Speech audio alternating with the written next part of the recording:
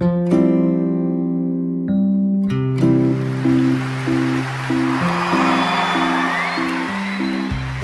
you guys doing? Good. Well, guys, I was born this way, and there's no medical reason why that happened. My brother and my sister were born with arms and legs, and sometimes in life, things happen that don't make sense. My doctors never thought that I'd be able to walk, and today, I'm walking. I'm from Australia. Anybody one day want to go to Australia? It's such a cool place. And I now live in LA. I'm a Southern California boy. So I only live about 4 hours from here. And today I'm going to tell you, man, I love freaking people out. One day I'm in a car. I'm in the front seat. I'm not driving, of course. Can you imagine if I'm driving a car? They reckon they can put a joystick, that thing that controls my wheelchair, we can put that in a car. Like, how fully sick is that? Like, imagine if I get pulled over by the cops. Can I have your driver's license, please? Yeah, but it's over there, you're gonna have to get it. Imagine if I'm in big trouble. Put your hands up! Get out of your car!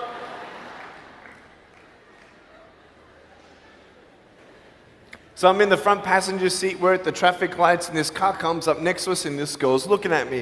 And I'm looking at her, she's looking at me, I'm looking at her, she's looking at me, I'm looking at her. All she sees is my head, right? She has no idea that I have no arms, no legs. So I'm thinking, cool. I'm gonna freak you out. So I get the seatbelt in my mouth, and I loosen it like this, so then I can freely move. And she's looking at me like, why are you eating your seatbelt? So I pull it, the belt is loose, I can move. Now she's looking at me, full 100% attention and focus. Now just imagine all you see is my head, all right? You might want to put up your hand up to your face to cut off the rest of my body, all right? So you can really see the effect. So just, that's it, exactly. Here we go, ready? I just did this.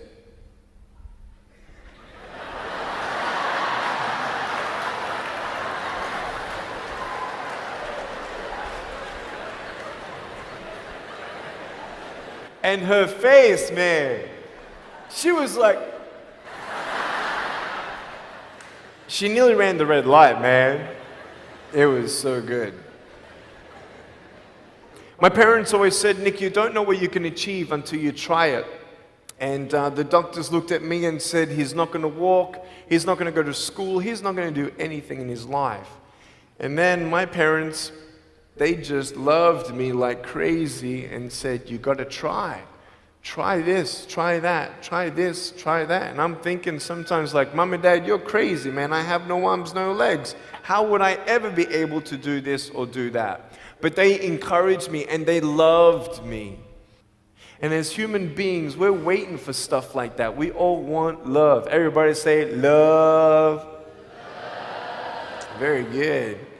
We all want love. And, I went to school and I wanted to be cool, You go to school and you want to be accepted, And so you see these guys and you're like, oh, man, Everyone swears like every third sentence, F this and F that and F and this and F. Like what? Like they think they're cool, And so I'm thinking, man, maybe I need to be like them to be cool. And then you compare each other with how we look, and I wish I was smarter, I wish I was taller, I wish I was shorter, I wish I was more popular, I wish I did this, I wish I didn't have that. I wish my life was different. That was me when I was about 8 years old. I looked at myself and I looked at everybody else, and everyone else had more than me. And I'm asking, why? Why me? Have you ever asked the why me questions, but get nowhere? If I had no answers from the doctors, and if I had no answers from my parents, I still have a choice every day in my life to keep going or give up. You see this book up here? This is my favorite book in the whole wide world. This is my favorite book, the Bible. And here I am.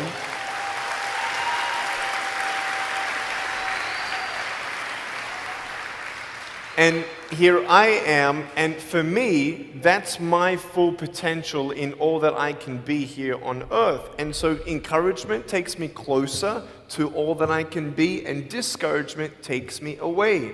You see, it only takes 3 seconds for someone to tease me when I was at school and just say, you're ugly. Yeah, you can't do this and you can't do that. And some of you thinking like, man, seriously? You had kids picking on you? Like, how heartless are those kids? Picking on me with no limbs, like, you would probably say, well, I'm not that bad. I wouldn't pick on a kid with no limbs. But why would you pick on anyone? Well, because it's fun. It's just culture. Okay, we'll get to that. But for me facing all that stuff, I'm getting these seeds. Everybody say seeds. S-E-E-D-S, seeds. Have you seen the pictures of the sequoia reds up here in California? These huge trees. Like some of the trunks could be as nearly big as this room. I've seen those photos where they've actually dug out a tunnel in a trunk of a tree. You can drive a full-size SUV right through it. That all started with a little seed. If you leave a seed of lies in your heart and in your mind and you don't know the truth, if you don't know the truth, you will die with the lie. I started dying because I started believing what I was told. I want you to know the 3 things that I needed to come to in my life is the truth of my value, the truth of my purpose, and the truth of my destiny. I want you to know something. In our mind, we put ourselves down all the time. I want to ask you today, do you think I'm cool enough to be your friend? But I don't swear, I don't use the F-bomb. Am I still cool enough to be your friend? But I don't tease people. Am I still cool enough to be your friend? But I have no arms, no legs. Seriously.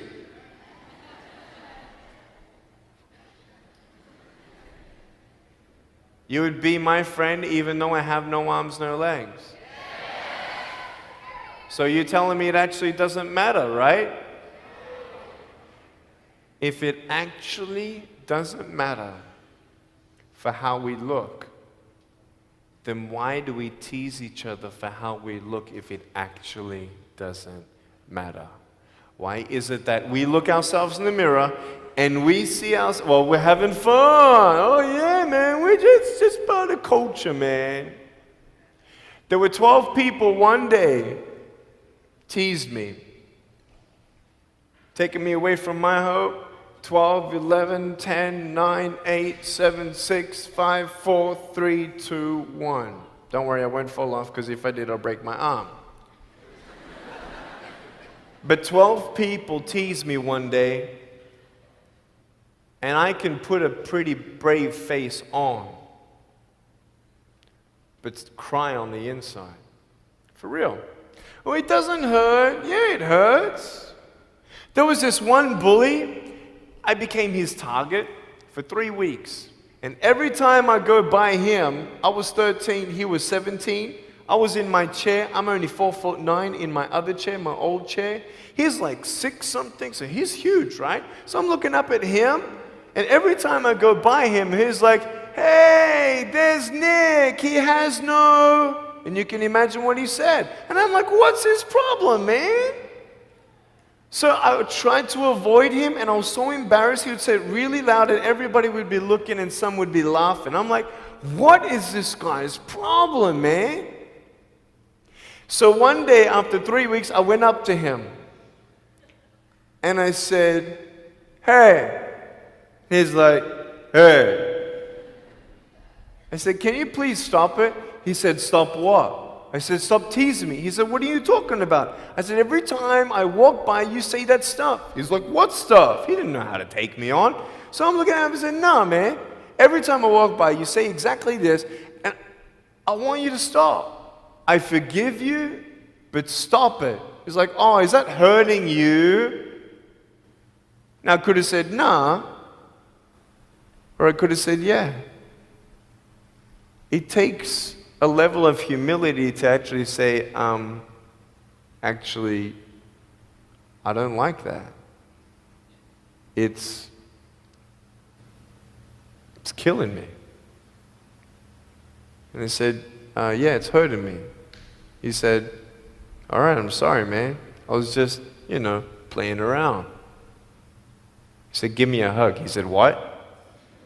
I said, give me a hug. He was like, all right.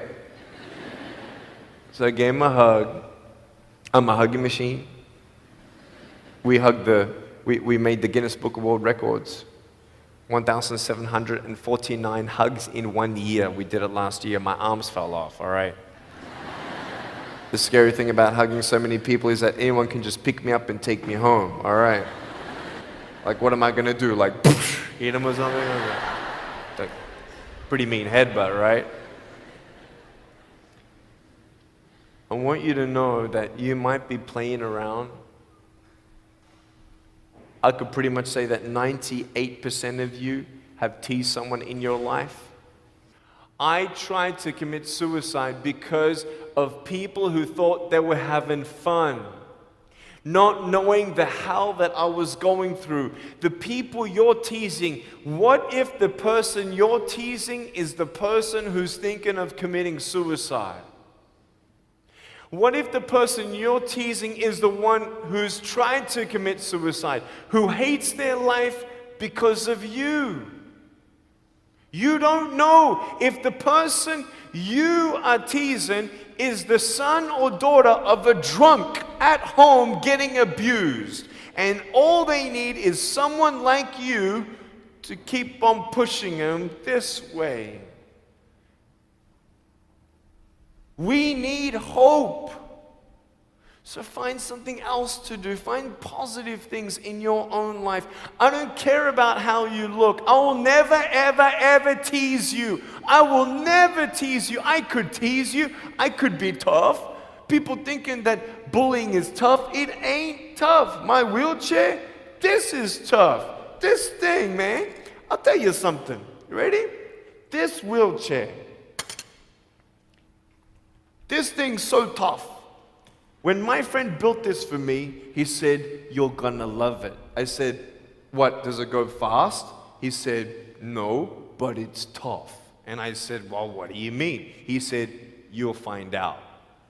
The torque in these motors at the bottom, at the back, this thing, if someone's holding it, I'm telling you, it can go 90 degrees. I went 80 degrees up, all right? Someone's holding me to make sure I don't tip back. My wife, she loves shopping with me because she just jumps on the back and we go shopping. Like, she just shops and shops because she doesn't drop, right? We just go and do it. It's fun. Now, what I tried one day to do, you'll never believe me, maybe you will, just know that every word that comes out of my mouth is not an exaggeration. One day, I needed to move a car. So I got my wife to put my car, my 66 Chevelle, in neutral. It's a 2.5-ton car. And I backed it back with this thing. Just like this, like nothing. This thing is tough. Guess what? The definition of tough means it's strong. To show your strength, you need to do something that's difficult. I would sound so stupid if I said, hey guys, I got a Matchbox car one day and I got some fishing line and I towed that Matchbox car all around all day. How tough is my BMW? That's stupid. That's the same thing with bullying. You think you're tough? You're trying to show your strength? That's not your strength. Let me come back in 10 years and let me get your anyone have a 3-year-old nephew? Anybody have a 3-year-old nephew? Cool, put your hands down. I will get any one of your 3-year-old nephews, bring them tomorrow night at where I'm speaking, and we're gonna put him up on stage and let me show you how tough I am. We'll get your 3-year-old nephew and we'll put him up here on the table and let me tease him. Let me show you how tough I am. That's what you are. I could pick on you, you biggest bullies. I could pick on anything you like. Any singer, any music that you like, I could tease you. I could tease your family. I could tease your friends. I could tease about the movies that you think are really cool. I could tease anything about you. I could tease you about your nose, your eyes, your teeth, your chin, your hair, your ears, your elbows, your knees, your whatever, man. I can tease you about anything. It ain't hard, just like you can tease me. You want to know what tough is? Go to the people you teased and say sorry. You want to know what tough is? Go up to the people who still tease you and say, hey, stop it. I forgive you, but please stop it. That's tough. I want you to know something, the truth of who you are. I don't care what job you get. I don't care. I don't care how smart you are, everyone. I don't care. I don't care. I love you and I believe in you. I don't care if you end up being a janitor in this school. I'll tell you why. Because the janitor in my high school inspired me to be a speaker. He changed my life. He said, you should be a speaker. You know what I said? You're crazy. He said, no, really, you need to be a speaker. I said, stop it, man. 4 months later, he twisted my arm, and I said, yes. I spoke in front of 10 people, then another 10, then another 10, then I found myself in front of 300 sophomore students. And 3 minutes into my speech, half the girls were crying, and one girl in the middle of the room started weeping, and she put up her hand and she said, I'm so sorry, can I come up there and give you a hug? And in front of everybody, she came up and she hugged me and she cried on my shoulder and she whispered in this ear, thank you, thank you, thank you. No one's ever told me that they love me. No one's ever told me that I'm beautiful the way that I am. It was because my parents told me that I was beautiful that I'm still here. Some of you don't have those parents, and that's why I'm here. I love you, and you're beautiful just the way you are. Never, ever give up.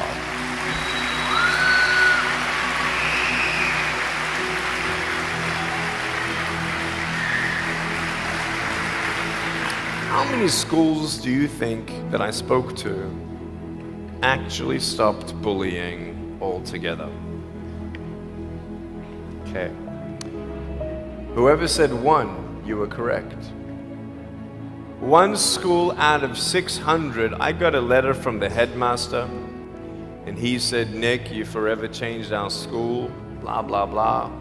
We haven't seen any bullies pick on anybody for 8 months straight. We don't know what happened, but in the best words that I can describe, there's just a new thought in the air that it just ain't cool anymore. It just ain't cool. I want to ask you, what are you going to do? Are you going to continue on at the risk of knowing that in each section, this section right here, 5 people are already trying to commit suicide? That section there, 5 people. When you extrapolate it out, what if the person you're teasing is one of those, and you have no idea? Would you find something else to do?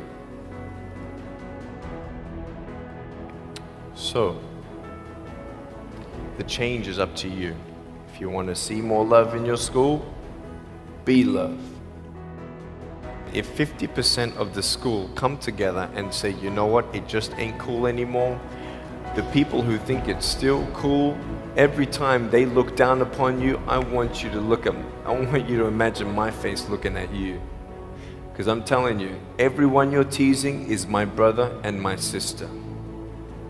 And you're my brother and you're my sister. And I'm asking you to stop. Love yourself a bit more. Love each other a lot more.